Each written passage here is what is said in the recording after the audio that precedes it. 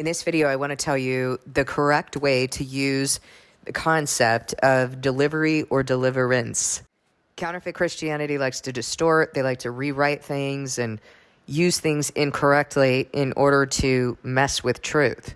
And so if what you're doing is using delivery or deliverance in order to describe the casting out of spirits, you're going to completely miss this whole concept of delivery or deliverance that God has talked about in his word. Now, why would Satan want to do that? It must be kind of important, huh? The word talks about delivering us from evil. It does not talk about delivering evil out of us as though you're casting out a spirit. We have evil in our sinful condition. And what we're asking in that prayer is for God to deliver us from evil and lead us not into temptation, to keep us from stumbling, to hold us in his name, to cause us to stand and to walk in his statutes and decrees. Jesus was led into the wilderness to be tempted, and anytime you're being tempted, you're also being tested. What we're asking God for is to make us stand. We're going to be tested, we're going to be tempted, but please don't lead us into temptation, but deliver us from evil. He was led into the wilderness to be tempted. He was not led into temptation. In Isaiah 66, verse 7, it says, "Before she goes into labor, she gives birth. Before the pains come upon her, she delivers a son." They're talking about Zion, the church. Before she goes into labor, she gives birth. Before the pains come upon her, she delivers a son. Deliverance. Something is being born here. That's the concept of deliverance and delivery. Who has ever heard of such things? Who has ever seen things like this? Can a country be born in a day or a nation be brought forth in a moment? What nation or country are we talking about? Zion, Israel, Jerusalem. Yet no sooner is Zion in labor than she gives birth to her children. So she's given birth to her son before the pains even come upon her.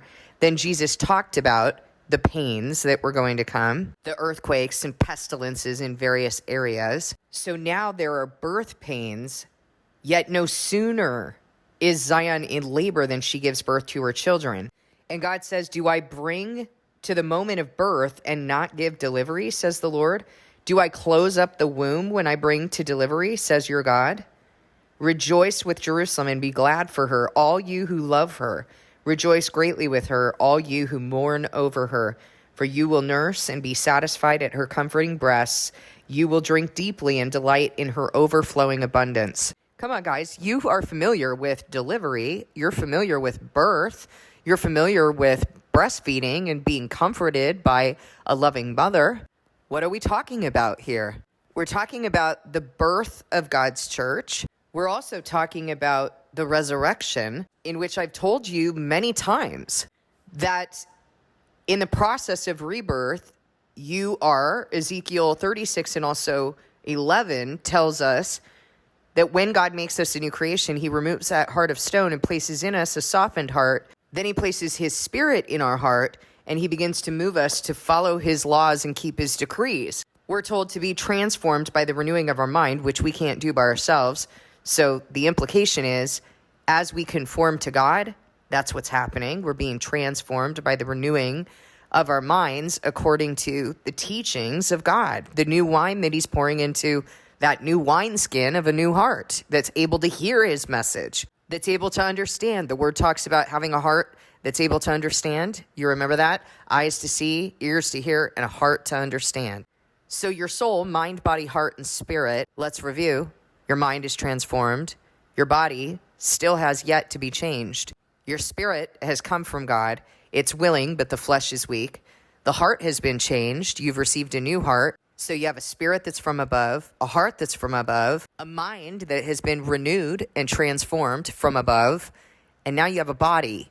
During that delivery, when you are being resurrected, you will be changed in the twinkling of an eye, and your body will be like the angels. You will receive a glorified body. That will be the fulfillment of rebirth. You will be delivered from here. You'll be delivered from evil, which was in your sinful condition and in the world.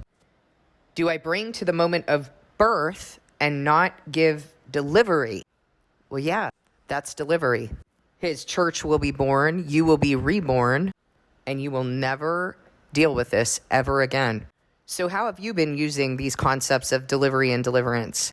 Did you understand all of this? Did you understand this process?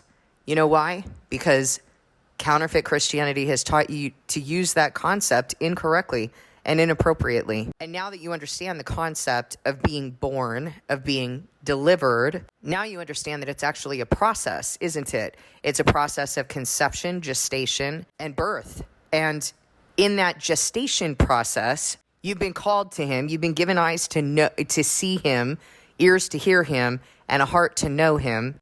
And so now you're working out your covenant, and you're being built, and you're being grown, and you're being formed, woven together, right? In your mother's womb, you're being woven together as a child of God. And eventually he brings to delivery. Please use God's language correctly. If you don't use his language correctly, you're never going to understand what he has set up, what he has established in order for you to know him. The word never refers to the casting out of a spirit as deliverance, ever. It never refers to it as that. And yet that is so commonplace. And so you have to wonder, well, why would the devil establish such a doctrine? Why would he want to distort God's doctrine? Well, it's to make us not understand our covenant. It's to make us not understand that gestation period that we're going through right now in being grown. A baby is not just conceived and then just remains that little chia seed, you know? That baby's got to be built. That baby's got to be woven together in this amazingly miraculous building process that God alone does. And so you have to understand, you're not building yourself. He's building you. Your job is to submit to what he's doing in you. A baby doesn't try to get in there and get involved and then mess everything up according to their own understanding. They just receive what God's doing. Now you have to be involved, but the way in which you're being involved is not that you're creating with God. It's that you're receiving and submitting to him, to what he's doing in you. That's the posture that we need to be taking. Receiving what he's doing in us on a daily basis. We don't have the itinerary. He does not consult with us.